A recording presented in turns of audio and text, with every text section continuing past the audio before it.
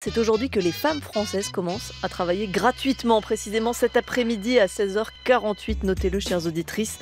Pas besoin de dire qu'il y a une douille. Ce sont les interprétations de statistiques qui faussent. C'est pas la statistique. Si vraiment, au bout de 3 générations, les hommes sont toujours pas capables de nettoyer les chiottes et de ranger les chaussettes, là, faudra vraiment se poser la question de la biologie. Créons une association. Les femmes travailleront gratuitement à partir de novembre. Mais les Français bossent gratos dès le mois de mars. Ouais, c'est ça. Hein, nous, les femmes, on travaille gratuitement le mois de novembre. Je rappelle d'ailleurs que c'est... Ah bah ça, c'est une excellente transition. Tiens, on va même pas faire Trump, on va faire ça. Les statistiques. C'est le sujet de ce matin. La statistique des femmes, je le rappelle, c'est... On prend toutes les femmes, on prend leur salaire, on fait le... Avec tous les salaires, on fait une moyenne des stats du salaire des femmes, et on le compare à celui des hommes. Dedans, c'est pas à poste égal et à niveau égal. Parce que les femmes, elles sont toutes à 80% ou à 50% en termes d'horaire. Les hommes, ils sont tous à 150% en termes d'horaire. Et on dit, bah oui, mais ils gagnent plus. Oui, mais proportionnellement au nombre d'heures. Et ça, à la fac, il me l'avait fait, ça. Je veux dire, moi, je suis au courant depuis 2012 de cette histoire. 2011. Parce que là, maintenant, c'est un peu popularisé par, comment il s'appelle, Raptor, et heureusement, tu vois. Mais cette fin de statistique, c'est scandaleux. Bon, on va rentrer dans le possiblement déplaisant, c'est-à-dire l'inégalité des salaires, où en sommes-nous? On va voir si les mecs qui font les statistiques mentent, ou si c'est ceux qui interprètent les statistiques qui mentent. Parce qu'on peut quand même se reposer la question donc des statistiques par rapport à l'inégalité homme-femme de salariale, sachant qu'en vérité, c'est parce que les femmes font moins d'heures de travail qu'elles sont moins payées en moyenne, tandis que les hommes font plus d'heures de travail.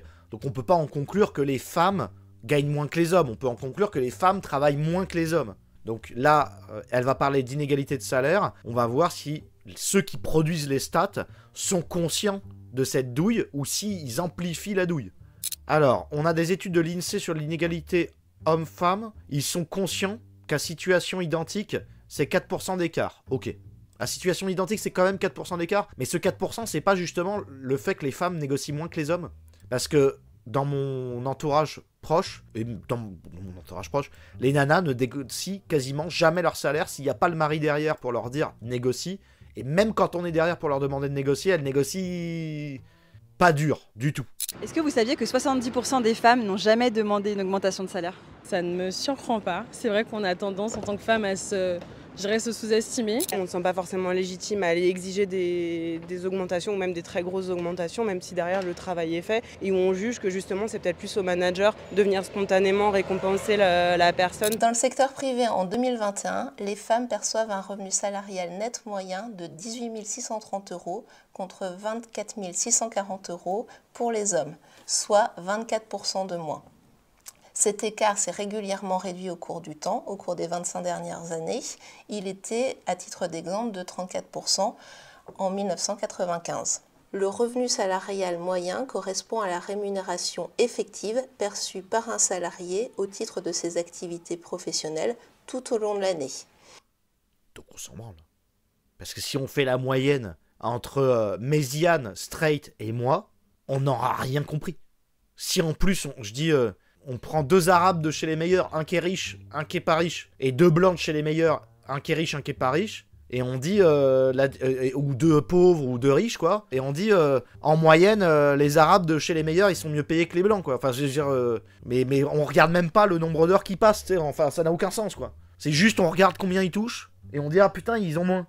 Oui. Bah après, ça s'explique au niveau social. Il se décompose en 2 parties. D'une part, le temps de travail annuel.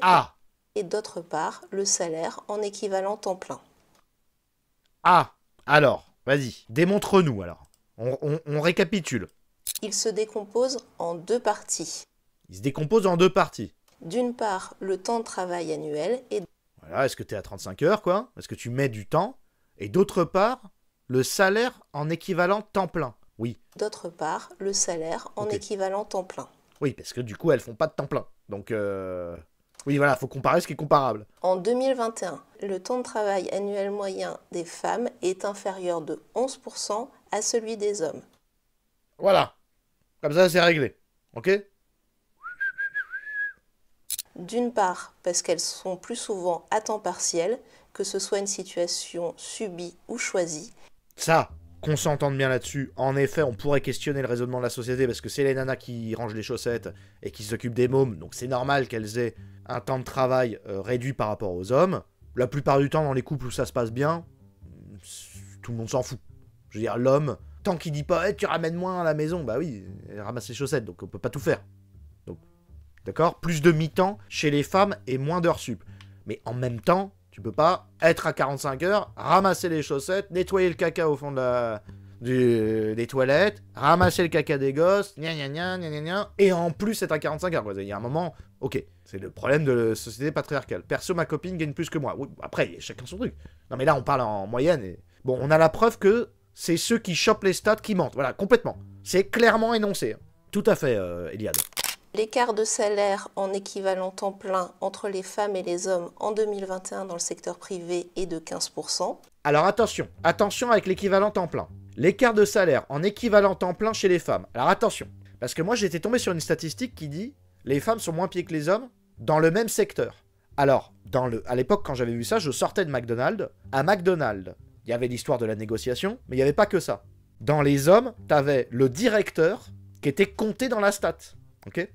Donc évidemment, tu prends un directeur masculin qui va faire exploser la moyenne des hommes. Moi, j'étais payé exactement pareil que mes collaboratrices. Voire moins, des fois. D'ailleurs, avec des petits privilèges. Mais à poste égal, moi, j'avais plus de femmes qui étaient mieux payées que moi, déjà. Mais de manière générale, à McDonald's, tu négocies pas ton salaire. Donc, tout le monde est payé pareil. Mais comme le patron, c'est un mec, ça fait monter la moyenne, ok, des hommes. Donc, normalement, il faut à poste égal, si tu veux un vrai calcul. À poste égal, dans le même secteur, à temps égal. Et là, tu as une vraie stat. Entre les femmes et les hommes en 2021 dans le secteur privé est de 15%. Il s'explique principalement par la répartition genrée des professions. Voilà. Donc les mecs qui sont mieux payés parce qu'ils ont des postes à plus haute responsabilité. Avez-vous déjà essayé de donner à une femme un poste à responsabilité? Ça arrive. Mais de manière générale, ça les intéresse pas.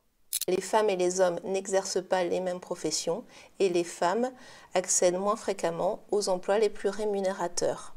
Elle l'a dit, donc il n'y a pas de douille à l'INSEE. Si on se place à poste comparable, c'est-à-dire la même profession exercée chez le même employeur, l'écart résiduel est de 4% environ.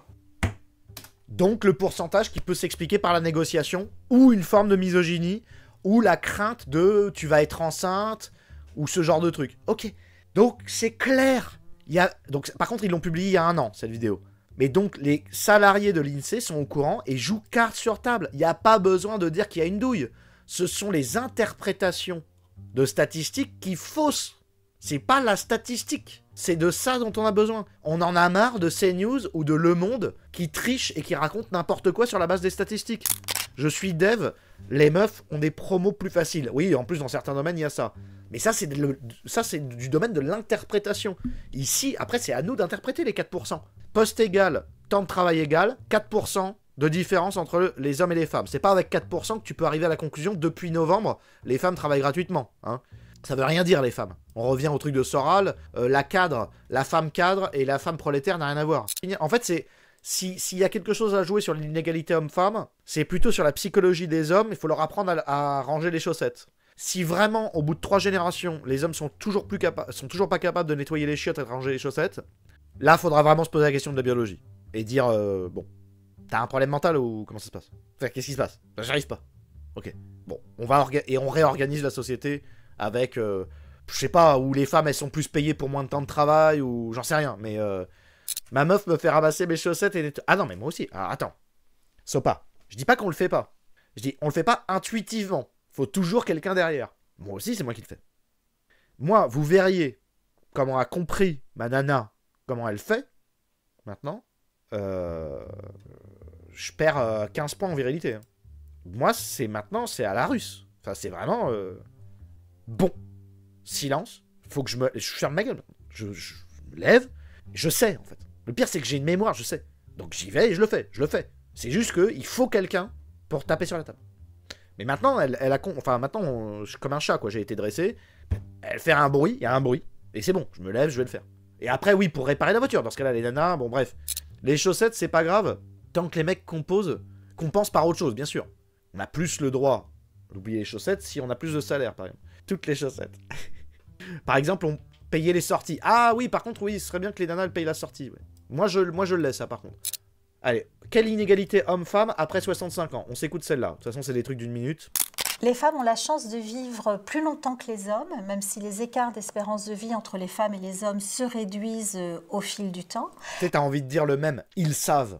Ben, eux, ils savent. La contrepartie, néanmoins, de cette longévité plus importante, c'est que les femmes se retrouvent plus souvent seules à des âges élevés. Par exemple, la moitié des nonagénaires vivent seuls, c'est le cas d'un quart des hommes seulement.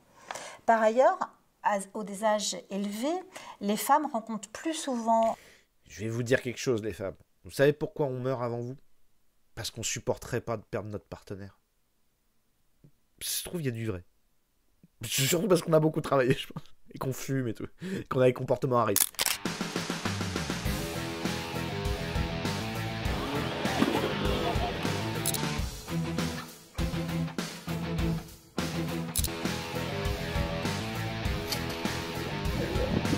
Je crois, en plus, il faudrait faire une stat là-dessus. Mais je crois que les hommes, quand ils perdent leur partenaire de vie, vieux, ils meurent 2 mois après. Alors que les femmes, elles, bah les couilles, elles tiennent pendant 1000 ans encore. Parce que c'est pour les enfants. Femmes, on vous aime trop les femmes, ouais. Ah, c'était pour un peu de poésie dans tout ce monde de statistiques. Mes arrière-grands-parents sont morts à 1 mois d'intervalle, mon arrière-grand-père est décédé de chagrin d'amour. Bah voilà. Mais ça, c'est un vrai truc, hein. Non, mais le pire, c'est qu'il y a un petit côté poétique et tout, mais c'est un vrai truc. Il faudrait regarder au niveau statistique.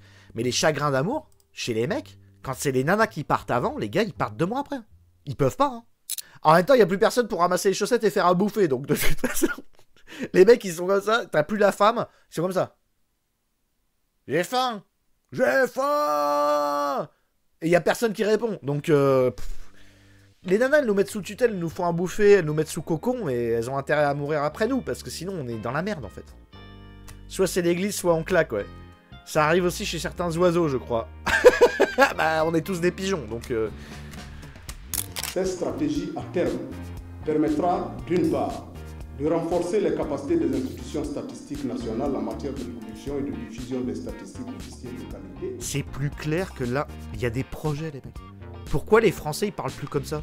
On comprend ce qu'ils racontent, ils prennent le temps d'expliquer à leur population pourquoi ils font quoi, et ce qu'ils font. Pourquoi on n'a plus ça? On est trop vieux, on a trop de gens intelligents, on l'explique trop à l'école. C'est comme ça qu'il faut parler. Je vous explique ce qu'on va faire, pourquoi on le fait. Ils sont assez humbles pour ne pas avoir honte de reprendre les bases, voilà. Mais comme moi, Tida, je suis un Africain. Appelez-moi Teddy Tumbo Tumbo. Je ne veux pas de gens là au bout de la classe qui soient perdus, qui ne sachent pas où l'on va, ce que l'on fait, ce que l'on dit. Je veux que tous les meilleurs soient mis au même niveau. Ainsi, celui qui a beaucoup de savoir doit le partager avec celui qui n'en a pas. On reprend tout.